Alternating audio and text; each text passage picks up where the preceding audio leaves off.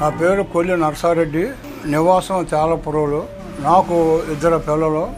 నేను MSc botany, Andhra university. మా missus 2009లో చనిపోయింది. నేను ఒంటరిగానే ఉంటాను. నా పిల్లలు అప్పుడప్పుడు వచ్చి పోతూ ఉంటారు, రమ్మని అడుగుతూ ఉంటారు, కానీ నేను పోను. నేను ఇండివిజువల్గా బతికిన మనిషిని. నేను వీకేఆర్ కాలేజ్ సూపరింటెండెంట్గా పనిచేశాను.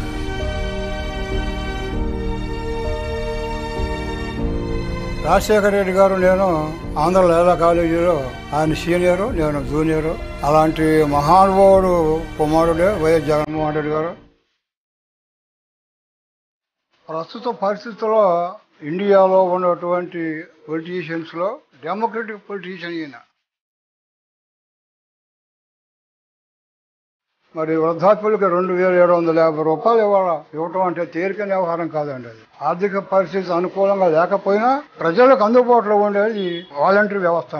6 గంటలుగా డోర్ తట్టి ఇవ్వటం అంటే ఇది పురాతన కాలంలో ఎప్పుడు చదువుకున్నాం, కానీ ఇంత పకడ్బందీగా సిస్టమేటిక్గా వాలంటరీ వ్యవస్థ పెట్టింది 50 కుటుంబాలని ఏ రాజకీయ నాయకుడి వల్ల కూడా కాదండి. ఇండియాలో ఏ ప్రజా వ్యవస్థలో ఉండే ఏ సీఎం కూడా ఈ రకంగా చేసిన పరిస్థితి ఎక్కడ కనిపించదు. I can't see it anywhere in India. Throughout ఇండియాలో ఉన్న అన్ని స్టేట్ చీఫ్ మినిస్టర్స్ ఇక్కడ ఉండేటువంటి వ్యవస్థని, ఇక్కడ ఉండేటువంటి ఈ స్కీమ్స్ ఆ రకంగా ఎలా చేరుతుంది అనే దాని మీద అధ్యయనం చేయడానికి బొచ్చెడు మంది ఇక్కడికి వచ్చి అధికారులు వచ్చి తెలుసుకుని వెళ్ళి వాళ్ళు ఇంప్లిమెంట్ చేయడానికి అవకాశం ఉంది.